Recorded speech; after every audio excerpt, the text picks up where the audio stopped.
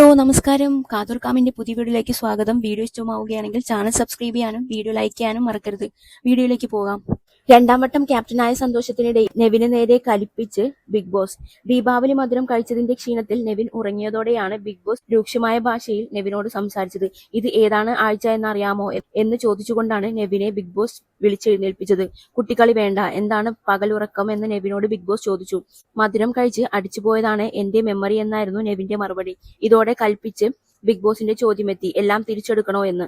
എല്ലാം തമാശയായി എടുക്കരുത് എന്നും ഗൗരവം വേണ്ടിടത്ത് അത് വേണമെന്നും നെവിനെ ശാസിച്ച് ബിഗ് ബോസ് പറഞ്ഞു. നെവിനെതിരെ ഇത്രയും കൽപ്പിച്ച് ബിഗ് ബോസിന്റെ പ്രതികരണം സീസണിൽ ഇതിനു മുൻപ് വന്നിട്ടില്ല എന്ന് ചൂണ്ടിക്കാണിക്കുകയാണ് പ്രേക്ഷകർ.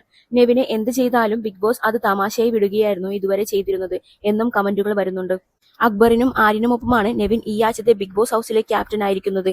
എന്നാൽ ഇമ്മ്യൂണിറ്റിയൊന്നുമില്ലാത്തതിനാൽ ക്യാപ്റ്റന്മാരായ 3 പേരും എവിക്ഷൻ നോമിനേഷൻ ലിസ്റ്റിൽ ഇടം പിടിച്ചിട്ടുണ്ട്. നിലവിൽ ടിക്കറ്റ് ടു ഫിനാലെ വീക്കിലെ ആദ്യ ടാസ്ക് ഞായറാഴ്ച നടന്നപ്പോൾ അതിൽ വിജയിച്ചത് നെവിനായിരുന്നു. അതിലൂടെ 1 പോയിന്റാണ് നെവിന് ലഭിച്ചത്.